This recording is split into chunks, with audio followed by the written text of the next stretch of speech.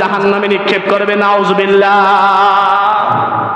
তার মানে হলো অদৃশ্যমান কিছু শিরক আছে, যেটা হলো শিরকে আসগার, শিরকে আসগার না শিরকে জলি, শিরকে খফি, যেটা অদৃশ্যমান হবে।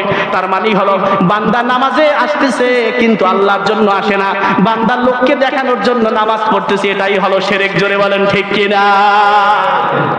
ইবাদতটা হওয়া উচিত ছিল আল্লাহর জন্য, করতেছে কার জন্য? করে বলেন কার জন্য? আল্লাহর সাথে অংশ বানাইলো কিনা? হইবে আল্লাহর জন্য, করছে মানুষের জন্য। জানটা হবে আল্লাহর জন্য, করছে মানুষের জন্য, ঠিক কিনা? আমার ভাইরা, এজন্য দুনিয়ার কোন মানুষের সাথে শিরক করা যাবে না। ওই মাজারে গিয়ে সিজদা দেয়, আবার ওটা নাকি তাজিমি সিজদা, নাউজুবিল্লাহ বলবেন, ওটা বলেন। আল্লাহ রাব্বুল আলামিন তার কালামে হাকিমেরা গবেষণা করে না, চিন্তাও করে না, পরেও না। এই কোরআনটা আল্লাহ রাব্বুল আলামিন মানুষের উপরে নাজিল করলো। আল্লাহ রাব্বুল আলামিন বললেন এই কপালটা তামাম বডির ভিতরে সবচাইতে মূল্যবান যেই জায়গাটা, সেটার নাম কি? জোরে বলেন, সেটার নাম কি?